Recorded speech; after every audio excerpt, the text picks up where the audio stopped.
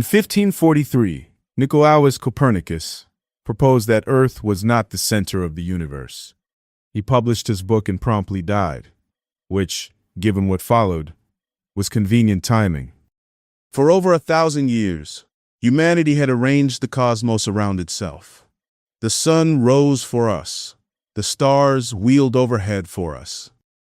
We stood still, and everything else moved. This was not arrogance in the conscious sense.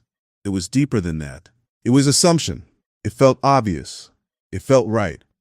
Then Galileo lifted a telescope to the sky, and the obvious stopped being true. The Earth moves. The sun does not circle us. We are not the center of anything. And the reaction was not wonder. It was rage.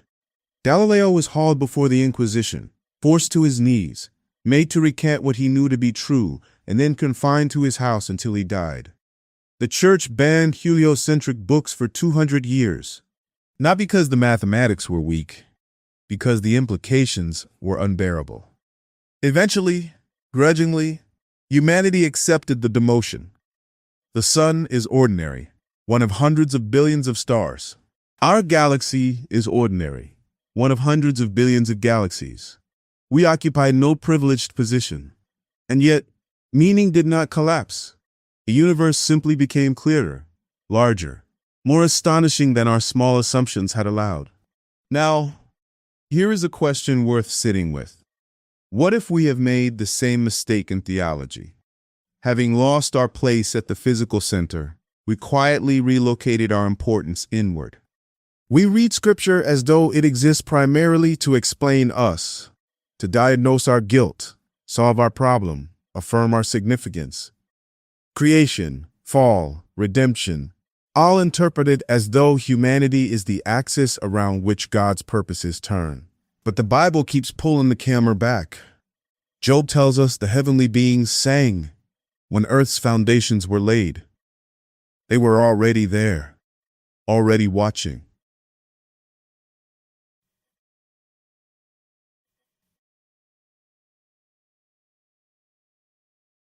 Isaiah and Ezekiel describe a covering cherub, a being of breathtaking beauty who stood in God's presence and chose rebellion. Revelation tells us he swept a third of heaven's intelligent beings into his fall. A third. Before humanity drew its first breath, war had already fractured God's family. The universe we entered was not pristine. It was contested. And the conflict was never primarily about us. It was about God. Is he trustworthy? Is his law good? Satan's accusation from the beginning was that God rules for himself, that his authority is arbitrary, his generosity a mask, his character a lie. Which brings us to Eden. We sometimes ask whether sin began before the garden or within it. But the question answers itself. The serpent was already there, already rebellious, already identified. What happened in Eden was not the birth of the conflict. It was its extension to a new world. Listen to the accusation. God is withholding something good from you. He cannot be trusted. This is the same lie that had torn through heaven, now whispered to our first parents beside a single tree.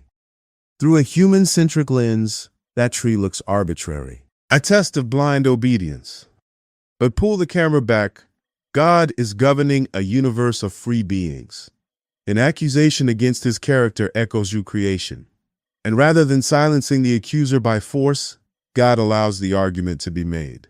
Satan is permitted to speak, but limited to one tree, one point of contact.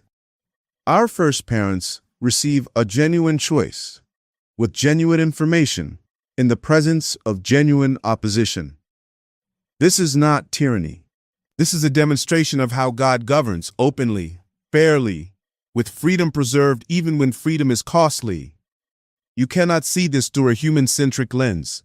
You can only see it by taking the larger view. And Job. Consider Job. The book opens not on earth but in heaven. A council convenes. The sons of God present themselves, and among them, Satan. Once again, the accuser argues. Job's loyalty is bought. God's people only serve him because he bribes them with blessing. God's answer is not a rebuttal. It is a demonstration. What follows is permission. Permission for the accuser to test his claim within limits before witnesses. And Job, in agony, with no knowledge of the courtroom above him, does something extraordinary. He rages. He demands answers, but he does not curse God. He does not validate the accusation. Job vindicates God's character, not with theology, but with tortured, stubborn faithfulness. And heaven watches. Without the cosmic context, Job is a cruel puzzle. With it, Job becomes evidence, presented before the universe, that God can be trusted even when he cannot be understood. The pattern repeats across Scripture: a conflict larger than humanity, an accusation that must be answered, a God who chooses demonstration over domination. This is what redemption actually is. Not a private transaction for one fallen species. It is God mending his broken family, a family that includes beings we have never seen, worlds we cannot imagine. When Paul writes that God's wisdom is being made known to the rulers and authorities in the heavenly realms, he means it. We are the case study. Earth is the theater. The universe is watching. The cross stands at the center of this demonstration. When Jesus said, when I am lifted up, will draw all to myself, the word humans does not appear in the text. We inserted it. Perhaps Calvary was revelation for all creation, every watching being confronted with the ultimate evidence of God's character, the final answer to the accusation. And the stakes extend beyond us. What hangs in the balance is not merely human salvation. It is whether the universe can ever be secure again. Can free beings trust their Creator forever? Can the rebellion that fractured heaven be answered so thoroughly it never rises again? This is what is being resolved, partly through what happens here. We are not the center of this story. We never were.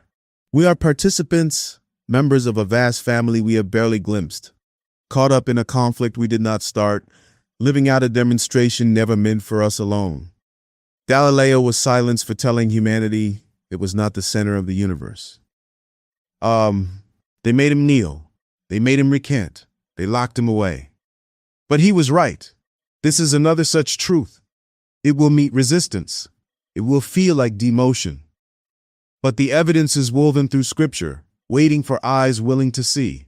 We are part of something far larger than ourselves. A family, a conflict, a revelation. That is not a demotion. That is an invitation. Take a larger view.